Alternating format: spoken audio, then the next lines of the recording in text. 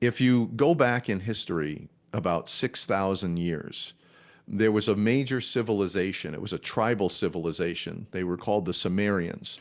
They lived between what's now Iraq, between the Tigris and Euphrates River. Very fertile, vegetables, fruits, fish in the rivers. And they grew to probably, I'm speculating at the time, about 6,000 years ago, maybe about 150,000 people. Well, in a period of about maybe 100 years, this tribal civilization invented mathematics, astronomy, medicine, schools and education, writing, number systems, the wheel, machines, engineering, astronomy. They invented all this stuff within a matter of about 100 years. Well, obviously, this was knowledge that was given to them, I believe, with the best intentions by interdimensional beings. Now, I'm not making that up. I'm not speculating. That's not the 10% that I'm speculating. I know this for a fact because the Sumerians, everything they wrote, every building they built, everything they said, everything that comes back to us from 6,000 years ago is them thanking the gods. Inanna, Anu, which means Sky King, Enki, Enlil. They said, thank you for giving us all this knowledge and information.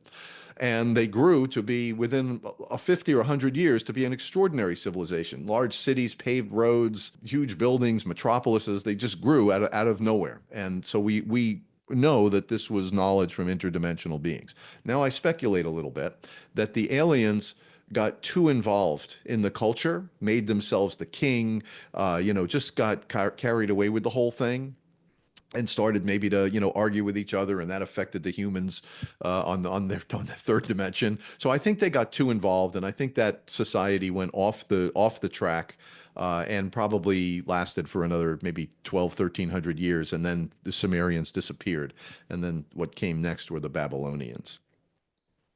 So, learning from this lesson in Sumeria about getting too involved, about 800 years after they revealed themselves to the Sumerians, they found another civilization along the Nile River. This was the land of Kemet. Kemet the word means black land, and Kemites means people of the black land. They were, again, a peaceful tribal civilization. Well, when the aliens revealed themselves, I believe they revealed themselves to King Narmer in 3100 BC, united the two kingdoms, and from that moment in 3100 BC, for another 3,000 years, they were the biggest deal on the planet. They were the by far the largest civilization, the most advanced civilization. And again, we see this leap, this giant leap in technology, mathematics, astronomy, medicine, writing, schools, the whole nine yards. But the aliens didn't insert themselves into the society or into the civilization. I believe that they stayed as advisors. And that's what they're going to do this time. They're not going to insert themselves in our politics or our problems. They're going to work with people who they're going to be able to communicate with and work with. So they're going to help us, but just like they did in Egypt. So in Egypt, now this civilization lasted for more than 3,000 years.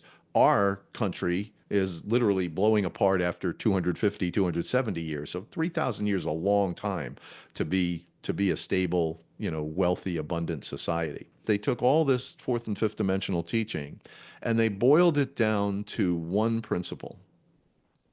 And that became the governing principle of Kemet for another 3,000 years. And that principle is Mat. So Mat in Egyptian or Kemite language is truth, or the way things are, or the flow, or the source.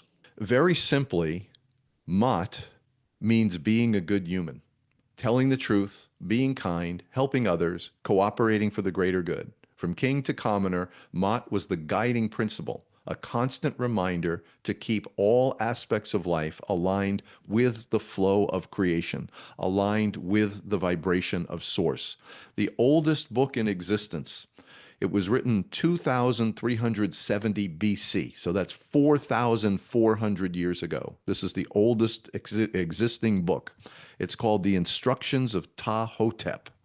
Ptah-hotep was a senior advisor, the vizier, like the highest advisor of the pharaoh at that time. He wrote this book for his son, who was going to also be an advisor to the Pharaoh, and he was giving him advice. Great is Mot, which means truth, laying a straight path. Never hath it been overthrown since the reign of Osiris.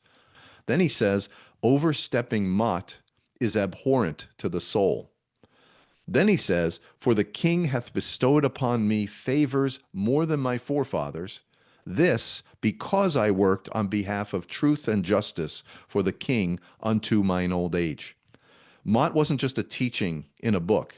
Honoring source was the essence of their government and their society. I'm also going to tell you, again, more evidence of the central importance of Mott or source in Kemite society.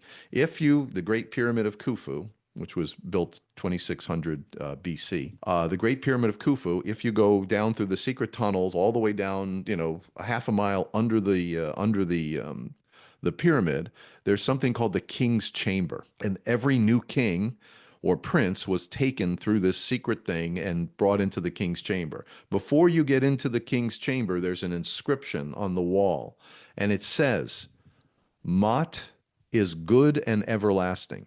It has not been disturbed since the day of its creator. He who abides by its principles knows peace. He who transgresses its ordinances is punished. It is true that evil and wrongdoing may gain wealth in this world, but the power of Mot is everlasting and absolute. I share this with you to tell you that that's what the aliens are going to teach us. I call it interdimensional beings, aliens, whatever word. They're going to teach us about source. They're going to teach us about Mot. They're going to show us how to rise to higher dimensions through the embracing or the anchoring of Mot, source, life. In China, they call it the Tao. The Tao cannot be named, it cannot be seen, it's infinite, and it can't be violated. In tantric literature, they call it Shiva. In Vedic literature, they call it Brahman, the source. And that's our goal. That's the goal of every human being, is to realize that we are a pure expression, a pure manifestation of source.